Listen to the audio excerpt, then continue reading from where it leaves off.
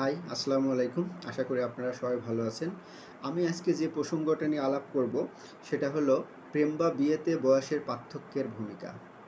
দেখুন, যাদের প্রেম বা বিয়ের মতো রোমান্টিক সম্পর্কের ক্ষেত্রে বয়সের ফারাকটা একটু বেশি, যেমন ১০ বা ১৫ বছর বা তার থেকে একটু বেশি, তাদের দিকে সমাজ একটু বাঁকা চোখে তাকায়। এটা কিন্তু চরম বাস্তবতা। আমরা যদি একটু স্টাডি করি, একটু পড়াশুনো করি, তবে দেখতে পাই যে বয়সের তারতম্যটা সাধারণত কমই শ্রেয় মনে করা হলেও নারী ও পুরুষ উভয়ের প্রেম বা বিয়ের ক্ষেত্রে তাদের চেয়ে ১০ বা ১৫ বছরের ছোট বা বড় ব্যক্তিকে বেছে নিতে আগ্রহী। অর্থাৎ একটা মেয়ে তার থেকে ১০ বা ১৫ বছরের একটা ছেলেকে, এবং একটি ছেলে তার থেকে ১০ বা ১৫ বছরের একটি মেয়েকে মোটামুটি তার লাইফ পার্টনার বা সম্পর্কে জড়ানোর ক্ষেত্রে আগ্রহী হয়ে থাকে। যেমন রোমান্টিক সম্পর্কের জন্য কেন মানুষ সাধারণত কাছাকাছি বয়সের সঙ্গেই খুঁজে নেন, এটুকু বোঝা কিন্তু খুবই সহজ। এর জন্য আমাদের রকেট সায়েন্স জানতে হবে না। দুই পক্ষেরই এক বন্ধুত্ব থাকা এবং তাদের মাধ্যমে সাক্ষাৎ হওয়ার সম্ভাবনা থাকে। আর সমবয়সীর মধ্যে আসলে আগ্রহের জায়গা, মূল্যবোধ, জীবনের পর্যায় এবং প্রাধান্য, এসব বিষয় সাধারণত সাদৃশ্য খুঁজে পাওয়া যায়। শারীরিক বৈশিষ্ট্যর ক্ষেত্রে বয়স একটি গুরুত্বপূর্ণ বিষয়। আর সম্পর্কে জড়ানোর জন্য আকর্ষণ তৈরি হতেও এটি কিন্তু এই বয়সটা অনেক বড় একটি ভূমিকা রেখে থাকে।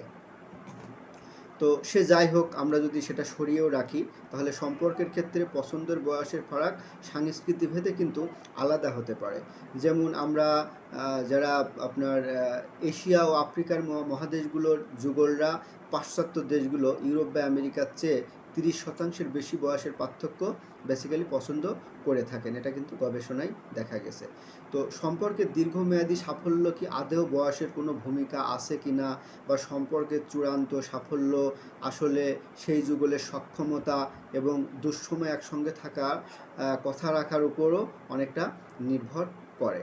তো আমরা যদি একটু স্টাডি করি এবং যেটা দেখতে পাই সেটা হলো বয়সের পার্থক্য এমন যুগলদের চাইতে ৫ বা ৭ বছরের ফারাক আছে এমন যুগলরা সম্পর্কের সমস্যায় বেশি ভোগেন, এবং তারা আপনার সাইকোলজিস্ট বা সাইকিয়াট্রিক এদের কাছে বেশি যান। অর্থাৎ যাদের বয়সের পার্থক্যটা অনেক বেশি, তাদের থেকে ৫ বা ৭ বছরের বয়সের গ্যাপ আছে একটা ছেলে এবং মেয়ের, তারাই কিন্তু এই সাইকোলজিস্ট বা সাইকিয়াট্রিকের কাছে বেশি যাচ্ছেন।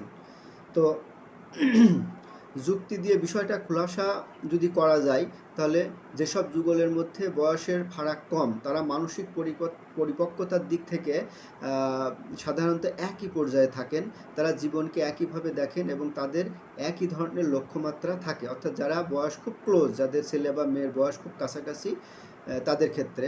অন্যদিকে একজন ২০ বছর বয়সীর অভিজ্ঞতা ও জীবনকে দেখার চোখ এবং একজন ৩৫ বছর বয়সী একজনের চাইতে বিভিন্নভাবে আলাদা হতে পারে। অর্থাৎ যার বয়স ২০ বছর, সে তার লাইফে যত এক্সপেরিয়েন্স বা এক্সপেরিমেন্ট করেছে, যার বয়স ৩৫ বছর তার থেকে একটু ভিন্ন হবে। এটা খুবই স্বাভাবিক। তো জীবনের বিভিন্ন পর্যায়ে আমরা বিভিন্ন ধরনের কাজে যুক্ত হই। তাই যখন কোনো যুগলের মধ্যে একজন জীবনের এমন একটি লক্ষ্যকে প্রাধান্য দেন যা অন্যজনের সঙ্গে খাপ খায় না, তখন পার্থক্য তৈরি হতে পারে। তো যদিও সামাজিক ও সাংস্কৃতিক রীতিনীতির কথা বলা হয়, তবে বেশি বয়সী পুরুষ ও কম বয়সী নারীর মধ্যকার সম্পর্ক নিয়ে কিন্তু দেখা যাচ্ছে তর্কাতর্কি আমাদের সমাজে ততটা নেই। প্রচলিত বিশ্বাস ছিল কি? প্রচলিত বিশ্বাসটা নিয়ে যদি আমরা কথা বলি, সেটা হলো পুরুষরা নারীর মধ্যে কি খোঁজে? পুরুষরা নারীর মধ্যে জীবনাশক্তি এবং সন্তান ধারণের ক্ষমতা খুঁজে থাকেন।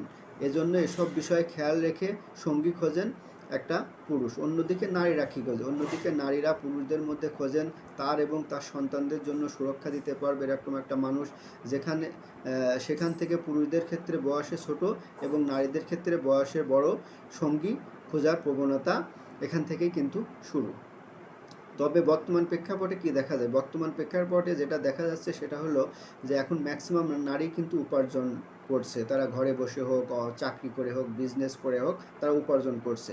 আর উপার্জন করে তাদের আর পুরুষের মধ্যে নিরাপত্তার খোঁজার খুব একটা প্রয়োজন হচ্ছে না। আর বর্তমানে অনেক পুরুষ আছে যারা সন্তান চান না, ফলে তাদের বেশি বয়সী নারীদের দিকে ঝোঁকার প্রবণতা বা তাদের বিয়ে করার প্রবণতা কিন্তু অনেক বেশি বৃদ্ধি পেয়েছে। যেহেতু তারা সন্তান চাচ্ছেন না, তাই দেখা যাচ্ছে কোনো একটা নারী যে খুব ওয়েল এস্টাবলিশড বা সে যার অনেক প্রপার্টি আছে, তার দিকে একটা পুরুষ ঝুঁকে যাচ্ছে যে আমার রেস্ট অফ দ্য লাইফ আমি এনজয় করব, আমি কোনো বাচ্চা নিব না, আমি এর সাথে থাকলে আমার লাইফটাকে আমি খুব এনজয় করতে পারবো, যেহেতু সে ফিনান্সিয়ালি খুব সাউন্ড। এদিকে এই কারণে অনেকেই ঝুঁকে যাচ্ছে।